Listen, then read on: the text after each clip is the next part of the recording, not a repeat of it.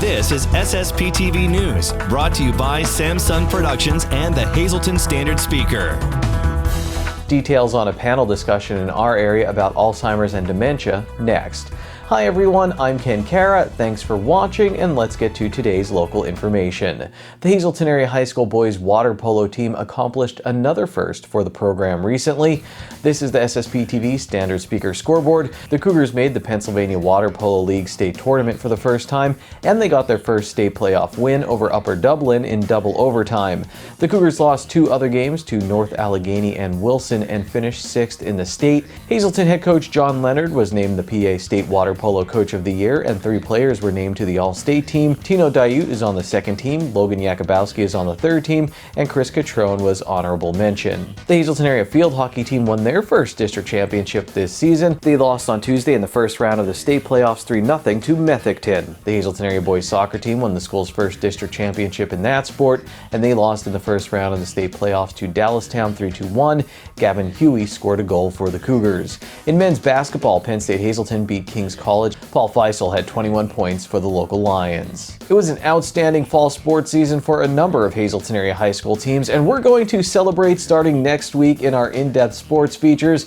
Our Cougar Sports Extravaganza kicks off with the girls volleyball team, who finished 2nd in District 2 this season. The week after that, it's the boys soccer team, followed by the Wyoming Valley Conference champion football team, the boys water polo team, and then the field hockey team. We also did a feature earlier in the year on the Wyoming Valley Conference champion boys golf team that you can find on our YouTube channel. November is Alzheimer's Awareness Month, and there's a panel discussion coming up in our area on that topic. Here to talk with our Lisa Sugart about that panel are Debbie Herb from Diacon Community Services and Jennifer Drake from Independent Living Services. You have some staggering statistics that go along with this as well, because we're not sure, how many people are actually affected by this. Right. So 3 million women age 65 plus and 2 million men. And when I looked it up, it said by 2060, they expect that number to be 14 million. I mean, it just blows my mind to think that this is what is going to happen. And it's just a disease that, like Jen said earlier, there's no cure, but it affects the whole family. It's not just the person that has that diagnosis. It really does affect everyone. Oftentimes, what it's important to understand is the person with the disease often doesn't know they have it. It hurts the family even more because they're the ones that are seeing the deterioration. One thing that we notice in our line, and Debbie and I are very passionate about providing information for, is caregiver burnout. Families don't know how to deal because there's so many different aspects of those diagnosed with Alzheimer's, different behaviors. Not every person is going to react or act the same. So it's hard to say because one person acted one way, another is going to act the same. It's an individual basis, and you really need to educate family. Like Debbie said, they're not alone. There's help available for them. So now that is the purpose of this forum, to let them know that there is help and hope and where it is available. And I will remind people, Jen and I aren't professionals in this subject. We're advocates for those in our community. We have a heart to gather those together and help them out. And yes, so it will be a virtual panel discussion. However, we don't want that to be a deterrent that people can attend. So we invite them into the Pottsville Senior Center that evening to watch it virtually. We have a great panel that is same as Jen and I, really passionate about what they do. Jen touched on that the families often know and the patient or those with the diagnosis don't. And I share the story that my aunt, 7 years prior to diagnosis, had written a letter that we found that said, I am at a bridal shower. They wanted me to write my name, and I did not know how. I always loved to cook. I cannot do that anymore. Something is wrong. Now, she wrote that note to herself and never shared it with us. And so part of this panel is that we encourage people to not be afraid of them signs, to go to their physician, to look and see if there's anything that they can start, any medication, or what other tools can they use at an earlier instead of later time. Today's news feature is brought to you by Feisner's Ford in Freeland, who is celebrating 75 years in business. Give them a call at 570-636-3920, or you can log on to feisnersford.com. Time now for weather on SSPTV News.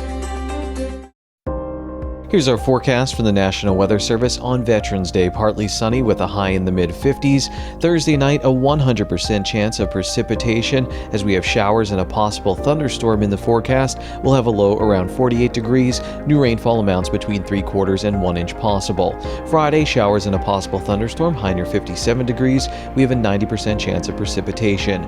Friday night, partly cloudy with a low around 37 degrees. Saturday, a 30% chance of showers after 1 p.m., mostly sunny with a high near 46 degrees. Saturday night, partly cloudy with a low around 30 degrees. Sunday, mostly sunny with a high near 42 degrees. And Sunday night, mostly cloudy with a low around 30 degrees.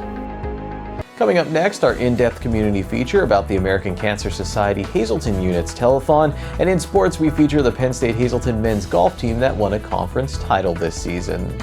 The Tamaqua Public Library will have fall story time every Tuesday and Thursday at 11 a.m. now through November 11th. For more information, you can call 570-668-4660. The Pennsylvania State Police Troop N is currently running its annual coat drive now through November 12th. To donate or for more information, you can call 570-459-3900, extension 269. And that's today's Talk of the Town.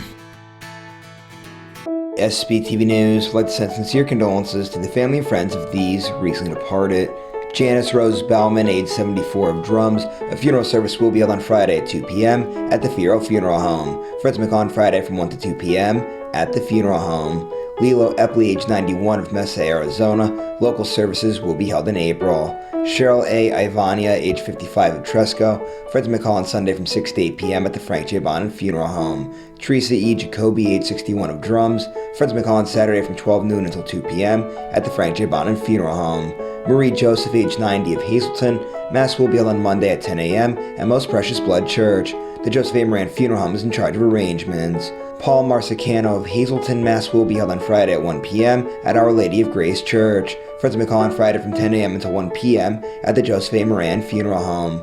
Henrietta L. McCormick, age 80, of Black Creek Township. Services will be private under the Harmon Funeral Home. John L. Mellott, age 87, of West Hazleton. Mass will be held on Friday at 10 a.m. at Transfiguration Church. Fritz McCall on Thursday from 6 to 8 p.m. at the Joseph B. Conahan Funeral Home. Teresa M. File, age 80, of drums. Mass will be held on Saturday at 10 a.m. at Good Shepherd Church. Fritz McCall on Saturday from 9 to 10 a.m. at the church. The Fierro Funeral Home is in charge of arrangements. Janet Warner, age 83, of Mountaintop. The Edwards and Russin Funeral Home in Edwardsville will announce their arrangements. Jean M. Zaposki, age 77, of Hazleton. Funeral service will be held on Friday at 11 a.m. at the Frank J. Bonin Funeral Home. Fritz McCall on Friday from 9 to 11 a.m. at the funeral home. Tonight's obituaries are being brought to you in part by Harmon Funeral Homes and Crematory, with 2 locations in Rockland and in Drums, 570-384-3312 or 570-788-0977, and go to harmonfuneral.com.